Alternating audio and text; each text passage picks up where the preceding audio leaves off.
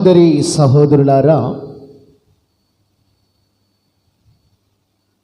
ఈ రాత్రికాల సమయమందు ఈ 30వ రోజు శిలువ ధ్యానపు ఆరాధనలో ఈ రాత్రి చేరి వచ్చి ఉన్న మనలందరినీ ప్రేమించి పరిశుద్ధాత్మ దేవుడు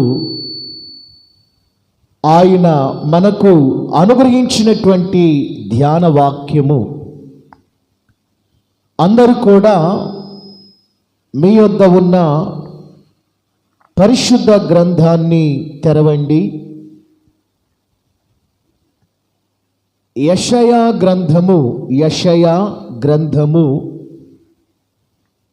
53వ అధ్యాయము 10వ లేఖన భాగమును ఈ రాత్రి మనము ధ్యానం చేద్దాం. యెషయా గ్రంథము 53వ అధ్యాయము 10వ వాక్యము. అతను నలగగొట్టుటకు, పరిశుద్ధ గ్రంథములో రాయబడిన మాటలు ఏమనగా, అతన్ని నలగగొట్టుటకు యెహోవాకు ఇష్టమాయెను. ఆయన అతనికి వ్యాధి కలుగజేసెను. అతడు తన్ను తానే అపరాధ పరిహారార్థ బలిగా చేయగా అతని సంతానము చూచును. అతడు దీర్ఘాయుష్మంతుడగును. యెహోవా ఉద్దేశము అతని వలన సఫలమగును. క్రీస్తునందు ప్రియ సహోదరి సహోదరులారా, ఈ రాత్రి మనము చదువుకున్నటువంటి ఈ లేఖనములో రాయబడిన మాటలు ఈ రాత్రి మనము క్షుణ్ణముగా లేఖనాలను మనము పరిశీలన చేసినట్లయితే పరిశుద్ధ గ్రంథములో రాయబడిన మాట ఏమిటో తెలుసా? ఏమండి? యెషయా గ్రంథము 53వ అధ్యాయము 10వ వాక్యములో ఒక చక్కటి మాటను మనము చూస్తున్నాం. ఏమని వ్రాయబడింది? అతన్ని నలగగొట్టుటకు యెహోవాకు ఇష్టమాయెను. గమనించండి, అతన్ని నలగగొట్టుటకు యెహోవాకు ఇష్టమాయెను. అతడు అనగా ఎవరు? యెహోవాకు ఎందుకు ఇష్టమయ్యింది? అతడు నలగగొట్టబడుటకు యెహోవాకు ఎందుకు ఇష్టమయ్యింది? అసలు అతడు అనగా ఎవరు? ఇప్పటి వరకు మనము గడిచిన 29 శిలువ ధ్యానపు ఆరాధనలో అతడు అనగా ఎవరు? అతడు అనగా ఆయనే ప్రభువు అయినటువంటి యేసుక్రీస్తు. యేసుక్రీస్తు ప్రియులారా, నలగగొట్టబడుటకు తన తండ్రికి ఇష్టమయ్యింది. కుమారుడు శ్రమపడుట, కుమారుడు గాయపరచబడుట, కుమారుడు అవమానపరచబడుట, కుమారుడు నిందలు భరించడము వలన, కుమారుడు అన్యజనుల ద్వారా హేళన చేయబడుట ద్వారా, సిలువ మోయడము ద్వారా యేసుక్రీస్తు వారు శ్రమలు పొందడము ద్వారా పరలోకములో ఉన్న తన తండ్రికి కుమారుడు నలగగొట్టబడుట తన తండ్రికి ఇష్టమైందంట. దేవునికే మహిమ కలుగునుగాక. హల్లెలూయా, హల్లెలూయా. గమనించండి ప్రభునందు ప్రియమైన దేవుని బిడ్డలారా, కుమారుడు సిలువలో ఎలా నలగగొట్టబడ్డాడు? నిన్నటి వర్తమానము మనము పూర్తిగా చేసాం కదా. యేసు ప్రభువారు సిలువలో పలికిన 7వ మాట, తండ్రి నా ఆత్మను నీ చేతికి అప్పగించుచున్నాను.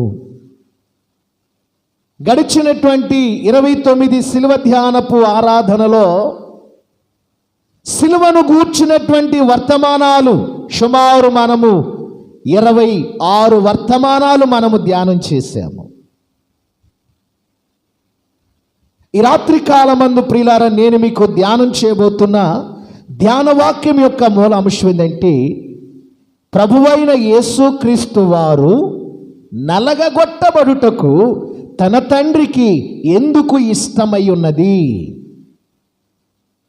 అనే విషయాన్ని ఈ రాత్రి నేను మీకు ధ్యానము చేయబోతున్నాను. గమనించండి పిల్లారా, యేసు ప్రభువారు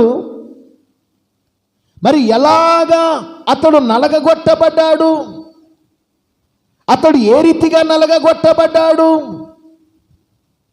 ఎలాంటి శ్రమలు పొందాడు అతడు, ఎలాంటి నిందలు భరించాడు అతడు, ఎలాంటి అవమానాలు పొందాడు అతడు, ఎలాగూ ప్రేరా మరి సిలువలో శ్రమ నొందాడు అతడు అని మనం ఆలోచన చేస్తే, యేసుక్రీస్తు వారు మొట్టమొదటిగా నలగగొట్టబడడానికి గల కారణం, అతడు ఎక్కడ నలగగొట్టబడ్డాడో తెలుసా? గెత్సేమనే తోటలో నుండి యేసుక్రీస్తు ప్రభును బంధించి రోమా సైనికులు ఆ తోటలో బంధించి తీసుకొని వెళ్ళిన నాటి నుండి సిలువలో తన ప్రాణము వెడలిపోయేంత వరకు కూడా ఏమండి యేసుక్రీస్తు వారు నలగగొట్టబడ్డాడు. ఆయన నలగగొట్టబడ్డాడు. ఏది? గెత్సేమనే తోటలో నుండి యేసుక్రీస్తు ప్రభువును బంధించి తీసుకొని వెళ్ళిన తరువాత పొందినటువంటి శ్రమలు. ఆయన ఎలాంటి శ్రమలు పొందాడు గమనించండి పిల్లారా. లూకాసు సువార్త చూడండి, 23వ అధ్యాయము. లూకాసు సువార్త 23వ అధ్యాయము 36వ వాక్యము నుండి 39వ వాక్యం వరకు మనం చదువుకుందాం. ఆయన ఎలా నలగగొట్టబడ్డాడు, ఎలా హింసించబడ్డాడు, ఎలా శ్రమ నొందాడు. ఆయన శ్రమ నొందుతూ ఉంటే, ఆయన నలగగొట్టబడుతూ ఉంటే, ఆయన హింసించబడుతూ ఉంటే తండ్రి ఎందుకు ఇష్టమైంది? చదవండి ఆ మాటలు. అంతటా సైనికులు ఆయన యొద్దకు వచ్చి ఆయనకు చిరకనిచ్చి నీవు యూదుల రాజు అయితే నిన్ను నీవే రక్షించుకోమని ఆయనను అపహసించిరి. అతడు యూదుల రాజు అని పై విలాసమును కూడా ఆయనకు పైగా వ్రాయబడి ఉన్నది. ఎక్కడ యేసుక్రీస్తు వారు హింసించబడ్డాడండి? ఆయన ఎక్కడ నలగగొట్టబడ్డాడు అని మనం ఆలోచన చేస్తే, రోమా సైనికులు గెత్సేమనే తోటలో బంధించిన ఆ రాత్రి నుండి యేసుక్రీస్తు వారు సిలువలో మరణించేంత వరకు కూడా ఆయన నలగగొట్టబడ్డాడు. సైనికులు ఆయన యొద్దకు వచ్చి ఏం చేశారని, సిలువలో వేలాడుతున్న యేసు ప్రభు దగ్గరకు వచ్చి ఆయన దాహముగొన్నాడని, దప్పికగొన్నానని ప్రభువారు సిలువలో పలకగానే, ఆయన దప్పికను తీర్చడానికి, దాహమును తీర్చడానికి రోమా సైనికుడు ఒకడు ఏం చేశాడు? ఆయనకు చిరకనిచ్చి యూదుల రాజు అయితే, తర్వాత అతడు ఏమంటున్నాడు తెలుసా? నీవు నిజముగా ఎవయా శిలువ మీద వేలాడుచున్న యేసు, నీవు నిజముగా యూదుల రాజు అయితే నిన్ను నీవే రక్షించుకోమని ఆయనను అపహసించారు. ఈ అపహాసమే ఆయన నలగగొట్టబడ్డాడు. ఆయన సిలువలో నలగగొట్టబడ్డాడు. సిలువలో అతి ఘోరముగా హింసించబడ్డాడు. సిలువలో అతి హీనాతిహీనముగా దూషించబడ్డాడు. ప్రజల ద్వారా హేళన చేయబడ్డాడు. ప్రజల ద్వారా గాయపరచబడ్డాడు. గమనించండి ప్రభునందు ప్రియమైన దేవుని బిడలారా, అతడు యూదుల రాజు అని కూడా సిలువ పైన ఒక పై విలాసాన్ని కూడా రాసి సిలువ కేసి కొట్టారండి. ఇతడు యూదుల రాజట. ఈ సిలువ వేయబడినటువంటి వ్యక్తి ఎవరో మీకు తెలుసా? ఇతడు యూదులకు రాజు. ఒక రాజునే రోమా ప్రభుత్వము సిలువ వేసింది. అది గాయపరచబడుతున్నాడు యేసు ప్రభువారు సిలువలో. ఆయన ఎంతగా గాయపరచబడుతున్నాడో మీకు తెలుసా? ఈ లోకములో ఎవరు గాయపరచనంత గాయపరచబడుతున్నాడు సిలువలో. ఆయన ఎందుకు గాయపరచబడ్డాడంటే, నీ జీవితములో నా జీవితములో మనకు కలిగిన ప్రతి గాయములను తుడిచివేయుట కొరకు ఆయన గాయపరచబడ్డాడు. మనము పొందవలసినటువంటి నిందలు, అవమానాలు, అపజయాలు, మనము నలగగొట్టబడవలసినటువంటి మనము నలగగొట్టబడవలసినటువంటి వారిమై ఉన్నాము. మనకు బదులుగా సిలువలో ఆయన నలగగొట్టబడుచున్నాడు. తన ప్రియ కుమారుడు నలగగొట్టబడుట తండ్రికి ఇష్టమైంది. దేవునికే మహిమ కలుగునుగాక. హల్లెలూయా. ఇంకా మనము చూస్తే మత్తయి సువార్త 27వ అధ్యాయము 44వ వాక్యమును కూడా మనము చూస్తే, ఏమండి, ఆయనతో కూడా సిలువ వేయబడిన బందిపోటు దొంగలు అలాగునే ఆయనను నిందించారు. ఏమండి, యేసు ప్రభువారు సిలువలో ఎలాగ నలగగొట్టబడ్డాడు?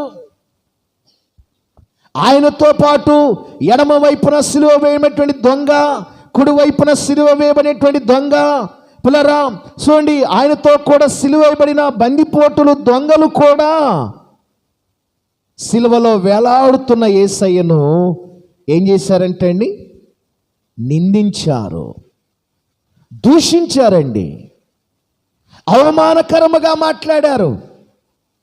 ఒక దొంగ అంటాడు, యేసు, నీవు నిజముగా దైవ కుమారుడు అయితే నీవు ఈ సిలువ మీద నుండి నీవు రక్షించుకొని మమ్ములను కూడా రక్షించవచ్చు కదయ్యా. చేతగాని వాడిలాగా సిలువ మీద వేలాడుతున్నావేంటి? నువ్వు శక్తి కలిగినటువంటి దేవుడు కదా, నీవు బలము కలిగినటువంటి దేవుడు కదా, నీకు ఆ సిలువ మీద నుండి దిగే శక్తి సామర్థ్యము నీకు ఉన్నది కదా, కనుక ఈ సిలువ మీద నీవు చేతగాని వాడిలాగా ఎందుకు నలగగొట్టబడుతున్నావు? ఎందుకు నీవు గాయపరచబడుతున్నావు? ఎందుకు నీవు సిలువలో వేలాడుతున్నావు? నిన్ను నీవు రక్షించుకొని మా ఇద్దరిని కూడా రక్షించవచ్చు కదయ్యా, చేతగాని వాడిలాగా ఎందుకు అలా సెలవులో వేలాడుతున్నావు అంటున్నా. సిలువ మీద ఉన్న ఇద్దరు బందిపోటు దొంగలు కూడా ప్రభువారిని నిందించారు. దేవునికే మహిమ కలుగునుగాక. హల్లెలూయా. మత్తయి గారు రాస్తున్నాడు, ఇద్దరు దొంగలు కూడా నిందించారట. గమనించండి ప్రభునందు ప్రియులారా. ఇంకా మనము గమనిస్తే చూడండి, యోహాను సువార్త 19వ అధ్యాయము 34వ వాక్యమును మనము చూస్తే, సైనికులలో ఒకడు ఏం చేశాడండి, ఈటతో ఆయన ప్రక్కన పొడిచెను, వెంటనే రక్తమును నీళ్లును కారెను. ఎలా నలగగొట్టబడ్డాడు ప్రభు సిలువలో? యేసుక్రీస్తు వారు ఏ రీతిగా నలగగొట్టబడ్డాడు? ఏ విధముగా నలగగొట్టబడ్డాడు? ఎవరి ద్వారా నలగగొట్టబడ్డాడు? ఎందుచేత నలగగొట్టబడ్డాడు? గమనించండి ప్రభునందు ప్రియులారా, సైనికుల ద్వారా నలగగొట్టబడ్డాడు సిలువలో. బందిపోటు దొంగల ద్వారా నిందించడం ద్వారా నలగగొట్టబడ్డాడు ప్రభువారు సిలువలో. ఇంకా మనము చూస్తే సిలువ క్రింద ఉన్నటువంటి రోమా సైనికుడు వీడు చచ్చాడా లేడా అని చెప్పి చూడడానికి ఏం చేశాడండి, బలమైన రోమా సైనికుడు తన యొద్ద ఉన్న ఈటెను తీసుకొని అమాంతంగా సిలువలో వేలాడుతున్న యేసయ్య డొక్కలో అమాంతంగా పొడిచేశాడు. ఇతడు యూదుల రాజు అంటున్నాడు. ఇతడు నిజముగా దైవ కుమారుడా కాదా, చచ్చాడా లేదా అని చూద్దామని రోమా సైనికుడు, బలమైనటువంటి రోమా సైనికుడు తన యుద్ధ ఉన్న ఈటెను అమాంతంగా సిలువలో వేలాడుతున్న యేసయ్య డొక్కలో పొడిచాడండి. పొడవగానే ఏం జరిగిందో తెలుసా? వెంటనే రక్తమును నీళ్లును కారాయి. ఆ డొక్కలో ఉన్నటువంటి కాస్త రక్తము నీరంతా కూడా ఈ బల్లెపు యొక్క డొక్కలో పొడిచిన బల్లెపు యొక్క పోటుకు రక్తము నీరంతా కూడా, ఆయన శరీరంలో ఉన్న రక్తము నీరంతా కూడా శిలువ మీద నుండి కారుతా ఉంది. ఇదంతా కూడా ఆయన నలగగొట్టబడుతున్నాడు శిలువలో. గమనించండి ప్రభునందు ప్రియులారా, తండ్రి అయిన దేవునికి ఎంతో ఇష్టముగా తృప్తిగా ఉన్నది ఇప్పుడు కుమారుడు ఇలాగూ శిలువలో నలగగొట్టబడము ద్వారా, ఇలాగూ శిలువలో గాయపరచబడము ద్వారా, ఇలాగూ శిలువలో పిల్లరా చూడండి తనతో పాటు శిలువబడిన వారి ద్వారా దూషించబడము ద్వారా, నిందించబడము ద్వారా, ప్రక్కలో బల్లెపు పోటు, ఇవన్నీ కూడా అతడు నలగగొట్టబడ్డాడు వీటన్నిటి ద్వారా. అప్పుడు పరలోకములో ఉన్న తండ్రికి కుమారుడు శిలువలో ఇలాగ నలగగొట్టబడుతూ ఉంటే తండ్రి ఎంతో సంతోషిస్తున్నాడు. అప్పుడు తండ్రికి తృప్తిగా ఉంది. తండ్రి అప్పుడు సంతోషిస్తున్నాడు. ఆదరించవలసిన తండ్రి కుమారుడు బాధలో ఉంటే కుమారుడి యొద్దకు వచ్చి చెయ్యబట్టుకొని ఆదరించవలసిన తండ్రి, ప్రేమించవలసిన తండ్రి, కనికరించవలసిన తండ్రి, పలకరించవలసిన తండ్రి కుమారుడు చెయ్యిని విడిచిపెట్టాడు. కుమారుడికి దూరం అయిపోయాడు తండ్రి. కారణం ఏంటో తెలుసా? ఇతడు సిలువలో నలగగొట్టబడాలి. ఇతడు నలగగొట్టబడాలి సిలువలో. సిలువలో ఇతడు ఇంత ఘోరాతి ఘోరముగా నలగగొట్టబడాలి అని తండ్రికి ఇష్టమైంది. దేవునికే మహిమ కలుగునుగాక. తండ్రికి ఏది ఇష్టమో ఆ ఇష్టాన్ని యేసుక్రీస్తు వారు సిలువలో నలగగొట్టబడము ద్వారా తండ్రి ఇష్టాన్ని సిలువలో కుమారుడు నెరవేర్చారండి. ఎప్పుడో తెలుసా? అది 2026 సంవత్సరాల క్రితము యేసుక్రీస్తు వారు శరీరధారుడుగా ఈ లోకములో తాను జీవిస్తూ ఉన్న రోజుల్లో మంచి యవన ప్రాయములో 33.5 సంవత్సరాల వయసులో తండ్రి యొక్క ఇష్టాన్ని యేసుక్రీస్తు వారు సిలువలో తన తండ్రి ఇష్టాన్ని నెరవేర్చాడండి. ఎలా నెరవేర్చాడండి? నలగగొట్టబడటం ద్వారా. ఏమండి? దూషకుల ద్వారా దూషించబడడం ద్వారా, కర్కశకుల ద్వారా పిల్లరా అపహాస్యించబడము ద్వారా, దుర్మార్గుల ద్వారా ద్వేషించబడము ద్వారా, సిలువ వేయబడము ద్వారా, ముండ్ల కిరీటము పెట్టడము ద్వారా, సిలువ మోయించడము ద్వారా, కొరడా దెబ్బలు తన శరీరమునకు కొరడా దెబ్బలతో తన శరీరమును గాయపరుచుకోవడము ద్వారా, గబతా నుండి గొలగతా కొండ వరకు భారమైన సిలువను తన భుజ స్కంధాల మీద మోయడము ద్వారా, గొలగతా కొండ మీద పిల్లరా కల్వరి సిలువలో చూడండి సిలువ కేసి ఆయన కాళ్ళు చేతులు మేకులతో కొట్టడము ద్వారా, ముండ్ల కిరీటము పెట్టడము ద్వారా, ఆయన తొడుక్కున్నటువంటి అంగీని తొలగించి ఎర్రటి అంగీని తొలగించడము ద్వారా, ఉమ్మివేయడము ద్వారా, పిడిగుద్దులు గుద్దడము ద్వారా, ఇదంతా కూడా యేసుక్రీస్తు వారు నలగగొట్టబడ్డాడు సిలువలో. ఇలాగూ నలగగొట్టబడము తన తండ్రికి ఇష్టమైంది. దేవునికే మహిమ కలుగునుగాక. తండ్రి చిత్తాన్ని నెరవేర్చమని పంపించాడు కుమారుని లోకానికి. కుమారుడా, అవసరమైతే భూలోకములో ఉన్న మానవాళి కొరకు నీ ప్రాణాన్ని కూడా బలర్పణ చేయి, ప్రాణార్పణ చేయి, ప్రాణత్యాగం చేయి అవసరమైతే. అంతటా అందరూ ఎవరు కూడా నరకాగ్నికి వెళ్ళకూడదు. ఇదిగో వాయుమండలం మీద దుష్టుడనేటువంటి వాడు పరిపాలన చేస్తున్నాడు. ప్రజలందరినీ కూడా తన కబంధ హస్తాల్లో బంధించి సాతానుడు వాడు అధికారాన్ని భూలోకములో చలాయిస్తున్నాడు. కుమారుడా, నీవు భూలోకానికి వెళ్ళిపో, అక్కడ కొంతకాలము జీవించు, అవసరమైతే ప్రజల కొరకు నీ ప్రాణాన్ని త్యాగము చేయడానికి కూడా వెనకాడవద్దు, వెళ్ళు అన్నాడు అంటే తండ్రి. కుమారుడు వచ్చేసాడు, ఈ లోకానికి వచ్చి తన తండ్రి చిత్తాన్ని సిలువలో నెరవేర్చాడు. తండ్రికి ఇష్టమైన కార్యాన్ని కుమారుడు జరిగించాడు. దేవునికి మహిమ కలుగునుగాక. తండ్రి చిత్తాన్ని కుమారుడు సిలువలో నెరవేర్చాడు. ప్రియులారా, ఎలా నెరవేర్చాడు తెలుసా? ఏదేని తోటలో ఆదాము అవ్వ చేసింది ఆ పాపమునకు పరిహారం చేశాడు కుమారుడు కలువరి సిలువలో. ఇంకా మనము చూస్తే యేసుక్రీస్తు ప్రభు ద్వారా మానవుడు తండ్రితో కోల్పోయిన సహవాసాన్ని, సంబంధాన్ని తిరిగి పొందుకున్నాడు. తండ్రికి మానవుడు సమీపస్తుడయ్యాడు సిలువలో. ఆయన నలగగొట్టబడకపోతే ఏదేను తోటలో దూరమైపోయినటువంటి, తండ్రికి దూరమైపోయినటువంటి మనమందరము కూడా ఆయన సిలువలో నలగగొట్టబడకపోతే ఇప్పటి వరకు మనము తండ్రికి దూరముగానే ఉండేవారిమి. తండ్రికి మనకు సంబంధం ఉండేది కాదు. తండ్రితో మనలను సత్సంబంధులుగా చేయడానికి కుమారుడు సిలువలో నలగగొట్టబడ్డాడు మన కొరకు. యేసుక్రీస్తు ప్రభు ద్వారా పాప క్షమాపణ ఈ లోకానికి వచ్చింది. ఆయన సిలువలో నలగగొట్టబడడం ద్వారా మనకు విమోచన కలిగింది, విడుదల కలిగింది, రక్షణ కలిగింది, స్వస్థత కలిగింది, నీతిమంతులుగా తీర్చబడ్డాము, నిత్య జీవానికి మనము వారసులము కాగలిగాము. నేటి దినాన ఆయన సిలువలో నలగగొట్టబడకపోతే ఎన్ని ఆశీర్వాదాలు మన ఆధ్యాత్మికమైన జీవితాల్లో పోగొట్టుకునే వారేమో చూడండి ప్రియులారా. ఎన్ని ఆశీర్వాదాలు మనము, దేవుడిచ్చే ఉచితమైన ఆశీర్వాదాలు, దేవుడిచ్చే ఉచితమైన కృపను మనము, ఎన్ని ఆశీర్వాదాలు మన చేతులతో మనము ఉచితార్థముగా పోగొట్టుకునే వారేమో తెలుసా? ఆయన సిలువలో నలగగొట్టబడకపోతే. అర్థమవుతుందండి? యేసుక్రీస్తు వారు సిలువలో నలగగొట్టబడకపోతే తండ్రికి మనం ఇప్పటి వరకు కూడా తండ్రితో మనము దూరముగా ఉండేవారిమి.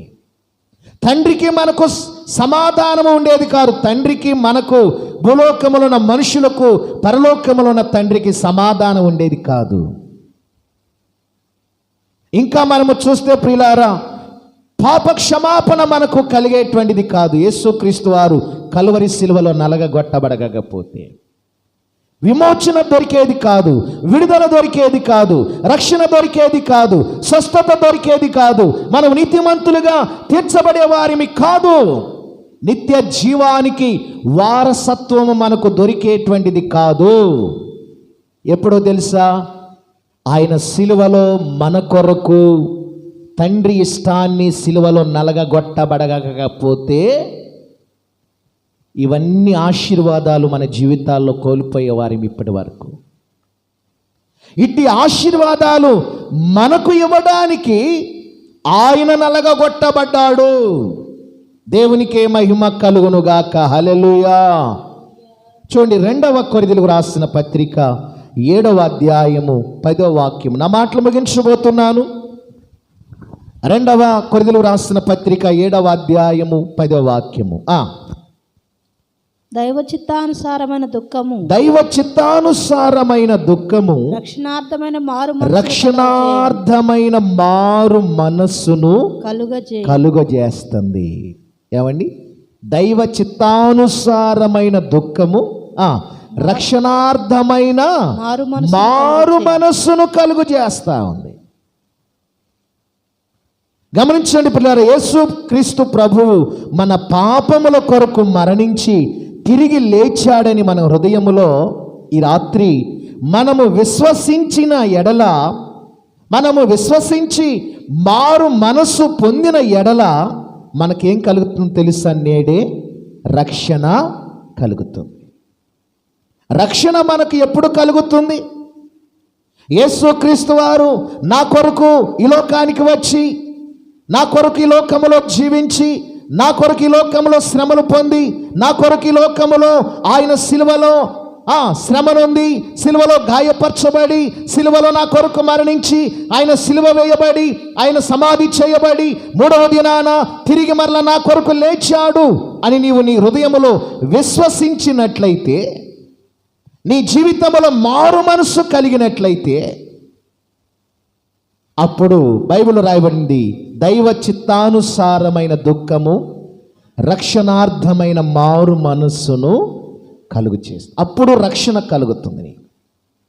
నీ జీవితంలో ఈ రాత్రి కాలమందు నీవు నీ యేసుక్రీస్తు వారిని సొంత రక్షకుడిగా నీవు అంగీకరించినట్లయితే, దైవ చిత్తానుసారమైన దుఃఖమట రక్షణార్థమైన మారు మనస్సును కలుగు చేస్తుంది, మనస్సును మారుస్తుంది. ప్రభువారు కల్వరి సిలువలో నా కొరకు మరణించాడు, నా కొరకు నలగగొట్టబడ్డాడు, నా కొరకు శ్రమ నొందాడు, నా కొరకు గాయపరచబడ్డాడు, నా కొరకు అవమానము నొందాడు. ఇదిగో నేను పొందవలసిన శిక్ష ఆయన మీద మోసుకొని ఆయన భరించాడు, నలగగొట్టబడ్డాడని నీ జీవితంలో ప్రభువారిని సొంత రక్షకుడుగా అంగీకరించి విశ్వసించి మారు మనస్సు నీవు పొందినట్లయితే రక్షణ నీకు దేవుడు ఉచితముగా దేవుడు ఈ రాత్రి నీకు అనుగ్రహిస్తాడు. హల్లెలూయా. ఇంకా మనము చూస్తే 1 కొరింథీయులకు రాసిన పత్రిక 1వ అధ్యాయము 18వ వచనములో అపోస్తలుడైన పౌలు ఏమంటున్నాడు తెలుసా? సిలువను గూర్చిన వార్తట నశించుచున్న వారికి వెర్రితనము గాని, రక్షించబడుచున్న మనకు దేవుని యొక్క శక్తి. సిలువను గూర్చిన వార్త నశించుచున్న వారికి వెర్రితనముగా ఉండవచ్చునేమో గాని, రక్షించబడుచున్న మనకు సిలువను గూర్చిన వార్త దేవుని యొక్క బలమైన శక్తి. ఆ శక్తి నిన్ను తాగుతుంది. ఆ శక్తితోనే నీవు ఆశ్చర్యాలు, అద్భుతాలు, సూచక క్రియలు, మహత్కార్యాలు దేవుని యొక్క శక్తి ద్వారా నీవు ఈ లోకములో జరిగించగలుగుతావు. దేవునికి మహిమ కలుగునుగాక.